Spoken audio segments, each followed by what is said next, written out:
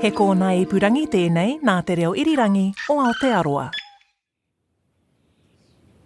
We have acoustic monitoring, which is listening to kiwi call through the night, and what we have is kiwi call rates of between 60 and 100 calls per hour.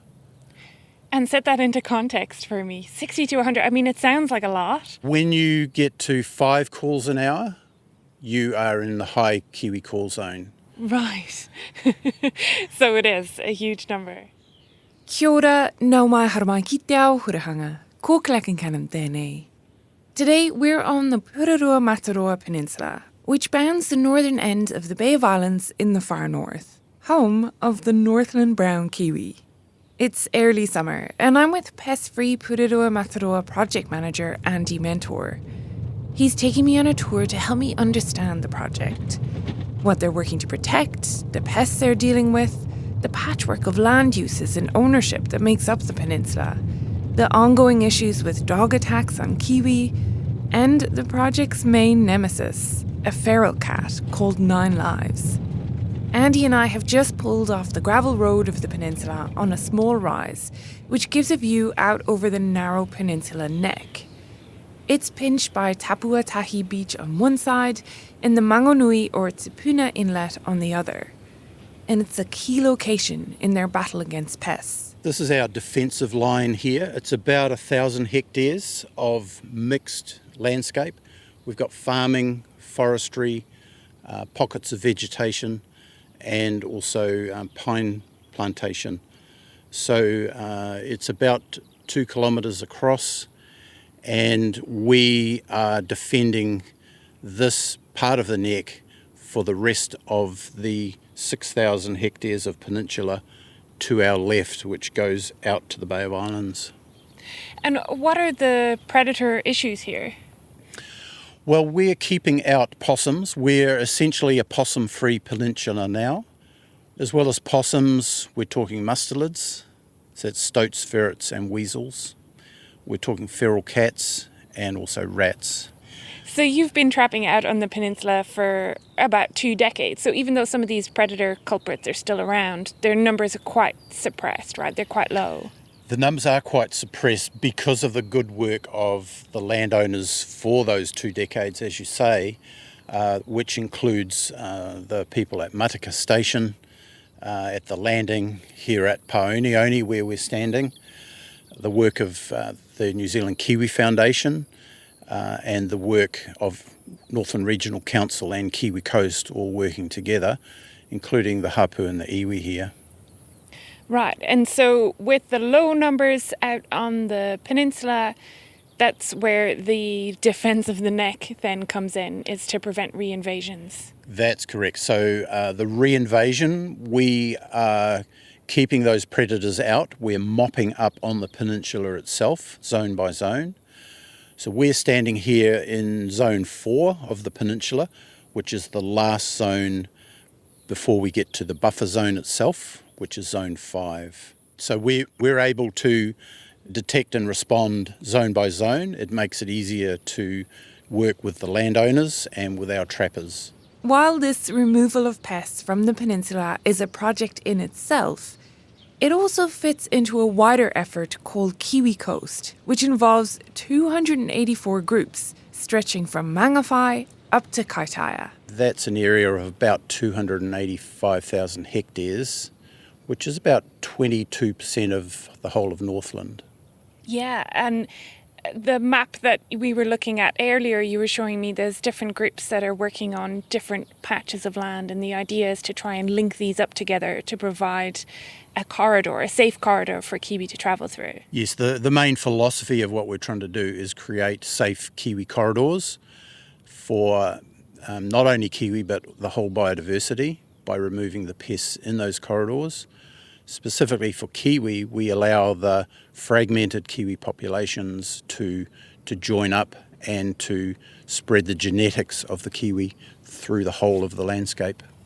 And that's one of the hopes for here as well, right? Is that as the densities of kiwi on the peninsula grow, that they may start to funnel out through the neck and go into that wider area where there's also some predator suppression.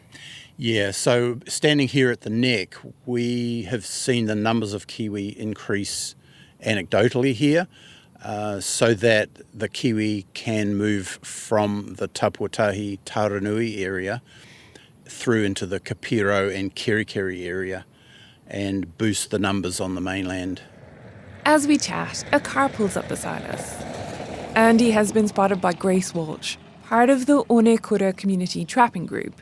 She's been tackling pests in Onekura Reserve north of Waipapa, inland from the peninsula. I live a bit further up from the reserve, but when I was younger I used to go and play there, so I've just got a kind of a connection with it and wanted to protect it. My parents live a little bit further up and they're part of the group too, so they've got a little pocket of bush there and they do a lot of trapping. Then we've got a lot of the community that are involved and they've all got backyard traps that they try and get around once a month or even more than that in the times that they need to, breeding seasons and things like that. And a lot of the children are involved. I used to be a kindergarten teacher, so I try and get all the children on board, building the traps, painting them, making the little kiwi houses. What else do they do? Yeah, recording all the results and just letting them be aware of what plants and things are good to have and what aren't, and yeah. And I've kind of waylaid you on the side of the road as you're in the middle of your job because you hopped out to come over and have a quick chat to Andy. Yes. About some of the developments. So you've seen a few nests and some eggs? Yes. So we had 3 that I knew of, dads nesting on eggs. We had one burrow that did have 2 in it, but unfortunately we were observing it and we noticed that he'd left and he'd been gone for 2 weeks, and obviously the eggs were no more. They were burst because they were old, so those ones didn't make it. But the other ones we didn't have cameras on them or anything, so we didn't know the outcome of that. Hopefully there's some little hatchlings running around there now, but yeah. Hopefully. Yes. And what kind of support do you get from the wider project? So you were asking about signs and there was talk about kiwi houses. Is there kind of support that you get from that Kiwi Coast? Oh, definitely. So they have all the workshops. I haven't been to one this year, but I went last year with some of the group, and some of the group went to this year's one too, and that gives us information on anything that's new out there and what we can, like new ways of baiting that we can do. We get all of our resources from them. So blue goo, if your kaupapa is you're using poison on your projects, you can apply to get those sorts of things to use. Traps, information, booklets, signs, just to make other people aware of what's happening in the community. So putting up those signs and letting them know there is kiwi here, so just keep your dogs and yourselves under control and things like that. Yeah. Cool. And how does it feel, to be part of that big, wider effort? Oh, great. It's amazing when you can see your hard work's paying off because you're seeing it. You're seeing native species just, out and about and they're thriving. So, it's great. Focusing back in on the peninsula itself, like other large-scale pest removal projects, it's about different groups, communities and landowners working together across different habitats. This part of the peninsula is in the rohe of Ngāti Rehia. They have a hapu-led pest control program called Te Atu Tai, which employs a trapper to work on Ngāti Rehia whenua around the kāinga Te Tī. Also in this area near the neck of the peninsula is Tapuatahi Incorporation land, which is managed by Mariao Hohaia. The Tapuatahi Incorporation is 3 parcels of land that were amalgamated to try and get some sort of economic scale for our kāinga and Te Tī. Te Tī is a very old Māori village in the north here, and through the rating scheme, we've got some coastal property that was probably highly desirable and attracted high rates. And so when the rating scheme came along and started taking off bits of land to pay for unpaid rates, our people decided to move and get some sort of economic scale to get a farm going so they could pay the rates. There's some farmland, and the land also stretches to the coast where there's a series of beachfront properties which are leased. The beachfront has it has a lagoon on the left called Te Kupinga o Kupe, and then there is an inlet where the sandspit is that goes into a nice big estuary, and that estuary has a creek which has sort of got mangroves in it and then flows up to fresh water. So you've kind of got like all the different environmental features all just crammed into this one little beach. It's quite spectacular in that you've sort of got rocky foreshore, you've got sandy foreshore, you've got a reef, you've got a left hand, right hand break, surf break. Of course, you get all the different species of animals that like those environments as well. Spoonbills, dotterels, Australasian bittern. Mariawa says as part of their long-term vision of kaitiakitanga, they've been removing weeds and replanting natives on the land. And the numbers of birds have increased as the Kiwi coast and Ngāti Rehia trapping in the area has ramped up. So in 2018, we're looking for some support, and Kiwi Coast, we knew Kiwi Coast were working out on the peninsula. And so we engaged them, and Andrew Mentor came to our office and we sat down and had a chat. And I think he thought it's strategic to work with us because we were just moving the belt of the corridor back. And so he helped us develop a pest eradication plan for our farm, and also the native bush that flows down to our kainga on the right-hand side of the peninsula as well. Their efforts have increased as opportunities for funding have increased, and so we are seeing the effects of that with the return of a lot of native birds that we didn't see 6-7 years ago. It's a lot noisier now. There's a lot more bird life, and I guess the kiwis have always been here, but certainly they are a lot louder in the winter. When you hear all the calls going out, it can be pretty noisy at night time. Yeah. The tour continues, and Andy and I drive further out the peninsula, past Mātaka Station. Over 1,100 hectares of land made up of a farm, a private conservation estate, and residential building developments. And then we arrive at The Landing. It's a luxury retreat and vineyard owned by Northland native and Britomart developer Peter Cooper. Peter Jones, director for the last 25 years, gives me a bit of an introduction. It's 1,000 acres, 400 hectares in total, right on the coast here in the Bay of Islands. So we've got about 7 kilometres of coastline. Most of the property when we first bought it was in dry stock beef farming, a little bit of sheep, but was incredibly neglected. It was land-rich, cash-poor farming. So there was no stock water irrigation, so the stock would just go through the wetlands. There was gorse, there were goats, there was all sorts of stuff. So we have spent the last 25 years on a fairly extensive ecological restoration project. In amongst that is a 13.5 hectare vineyard and 4 or 5 houses which are available for short-term rent. And so throughout all of that, we've been doing the revegetation, the pest control, the work really to help both the flora and fauna of the area. They do some trapping on site themselves, says Peter, but they also financially support the project to do what they do. We're finding it much better to have Andy and the guys from the wider network look after it all, because they can take a much more holistic approach to the whole peninsula, because clearly pests don't respect land boundaries, and so we could be doing something on our land and really it doesn't tie in with the bigger stuff. So it's way better to have something like Kiwi Coast where they look at the entire peninsula and work out what's best. And in terms of some of the other ecological restoration that you mentioned, so some of the replanting projects, are there specific areas that you've been targeting? We started off with targeting the wetlands and the gullies and the coastal, the riparian edge. So far we have probably put in about 1.4 million native plants in around the property, and it's really satisfying now. Some of those are 25 years old, and so they're big trees, and we've got some really thick and beautiful bush stands throughout it. So it's been a real pleasure for me to have been here for so long, to be able to now really witnessed that transformation from scrubby old paddock to tiny little seedlings in the ground to bush that towers overhead. It was to a wetland on the landing property that a translocation of some native ducks, pāteke, was done in 2023. However, it did not end well. The pāteke appear to have been taken out one by feral cats.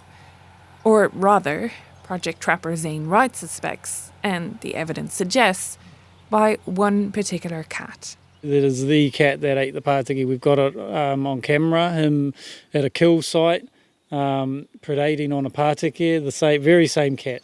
Dubbed 9 Lives, Zane has come across this cat several times, but he's not been able to snare him.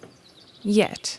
And it's the most frustrating thing, especially when pāteke are getting rinsed out, to know that cat's still walking around. It really is frustrating, you know.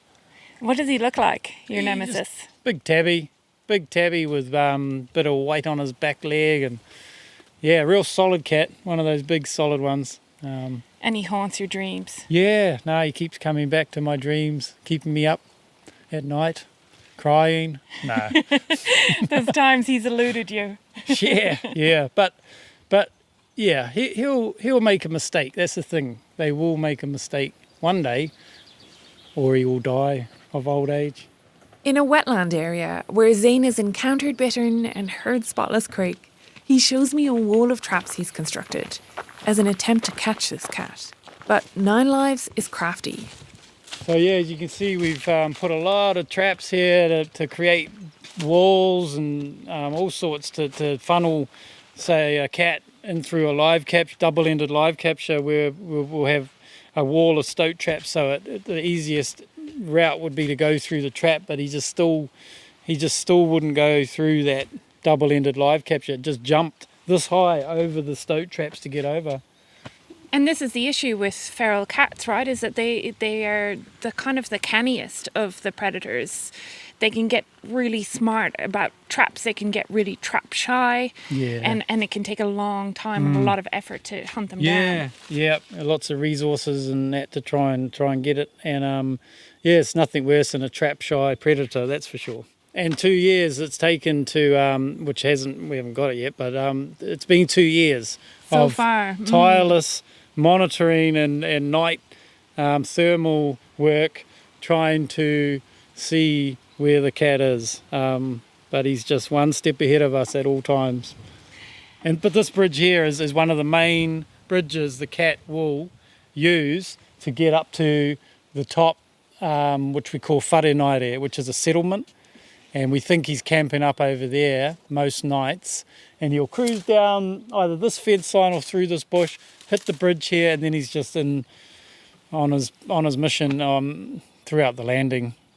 But 250 other cats is an estimate that have been taken out of the peninsula. Yeah. So you just got to think, if those cats were in one little area, 250, that would be quite a sight, wouldn't it? And to have them still dispersing out, just eating. Because you have people say, what do cats eat? And you say, whatever they want, and that's basically it. They might predominantly be munching on mice and rats, but it's that one spotless crake it goes past it'll just take out on the way to eat those mice and rats as well, So it's just eating everything, geckos, everything.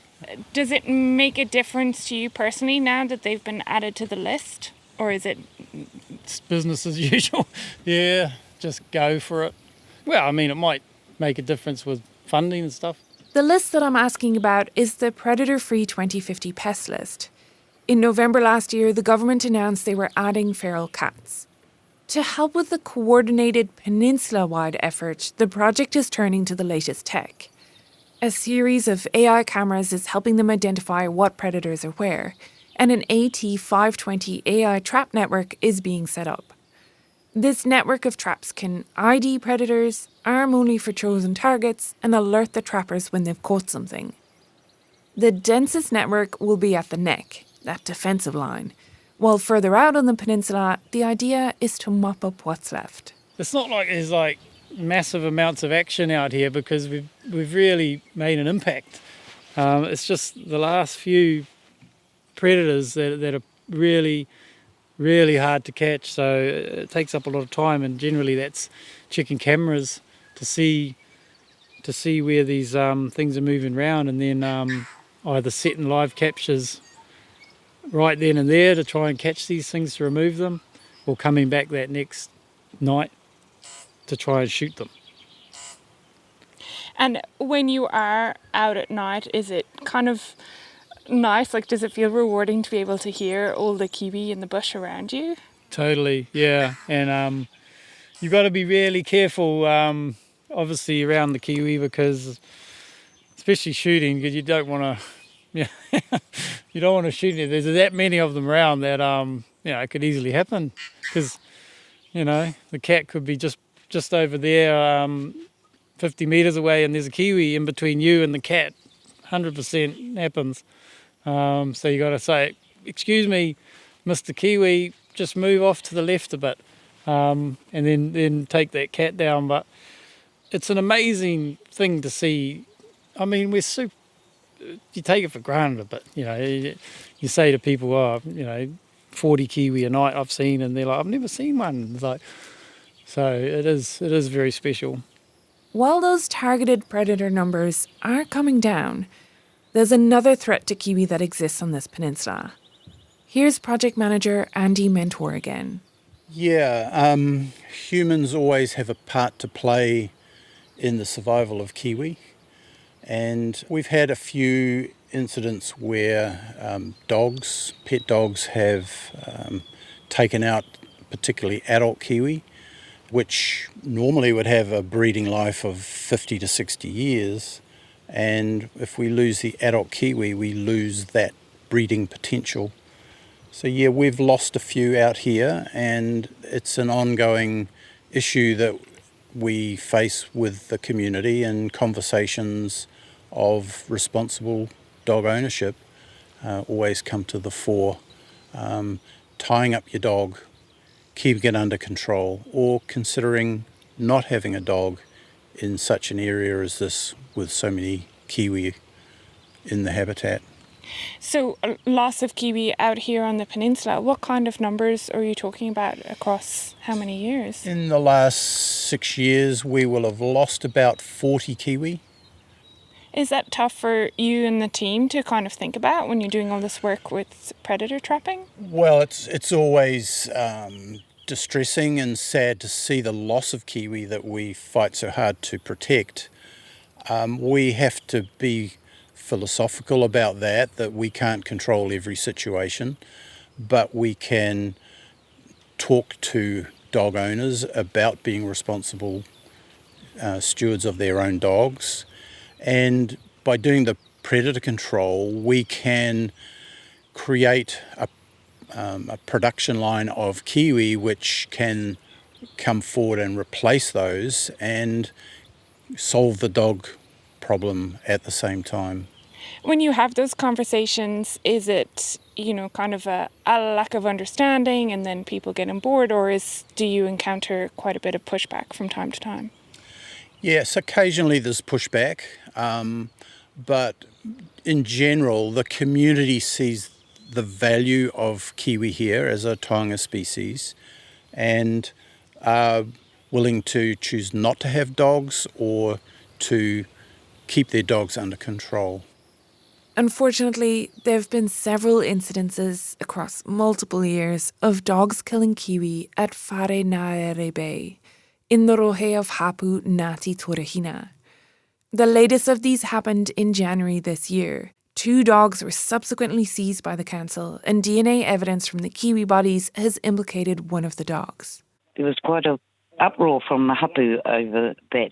This is Tiwai Rawari. She's the Ngāti Torehina representative for Predator Free Purerua-Mataroa, an initiative that covers a larger landmass right around the Bay of Islands. On the peninsula, Andy and the team have been trapping on Ngāti Torehina land and helping the hapu with the issues of the dog attacks, says Tiwai. A member of the hapu has also just been employed by the project. He'll start by building kiwi boxes for the birds to shelter and nest in, and will also get trained up in the AI trapping tech. For Tiwai, the excitement is in seeing some native species return to the peninsula. the wildlife that used to be here that are dotted around on the islands, because of the pest control that they've done around here, we're getting more of the wildlife coming off the islands, actually back onto the mainland. The Purerua-Mataroa Peninsula is not a block of conservation land. It's a patchwork of different land use, land ownership, communities with different priorities and concerns. The Pest Free Purerua-Mataroa Peninsula project only works, Andy Mentor says, because a lot of people have gotten on board. This project has always been really well supported by the local landowners, and without that we couldn't have done what we've done. And that history goes back that 20 years of that input from so many people. Then we had funding from Jobs for Nature through Save the Kiwi, which kept us going for another 5 years. That allowed us to double the workload that we're doing here. And then lately the Pest Free 2050 funding has come in behind that, allowed us to get in some technology, the AI cameras, and make sure that we can put in safeguards so that we have kiwi here for the next 100 years. And of course, this project is one that feeds into that wider goal of Kiwi Coast, which, you know, does seem to be working, right? There's anecdotal stories of kiwi hanging out in people's backyards and places like Kirikiri. Yeah, this is the catch line, is taking kiwi from endangered to everywhere. And beyond this peninsula in Kirikiri, we've got kiwi on the golf course, we've got kiwi tapping on windows, we've got kiwi keeping people up at night. And yet, for New Zealanders, kiwis, most of them have not seen a kiwi in the wild. And we want to make sure that we can keep kiwi in our backyards amongst us for many years to come. Thanks to Andy Mentor and Zane Wright of Pest Free Purerua-Mataroa, to Mariao Hohaya of Tapua Tahi Incorporation, to Peter Jones of The Landing, and to T.Y. Rauri of Ngāti Torahina. This episode was produced by me, Claire Kincannon, script editing was by Liz Garton, and sound engineering was by William Saunders. Remember, we've got a monthly Our Changing World newsletter where I share podcast recommendations and New Zealand science news analysis. You can find the link to sign up to that in the show notes for this episode and on the podcast website. Tēnā koe I whakarongo mai. Thanks so much for listening. I'm Claire Kincannon. Have a great week. Kia pai te wiki.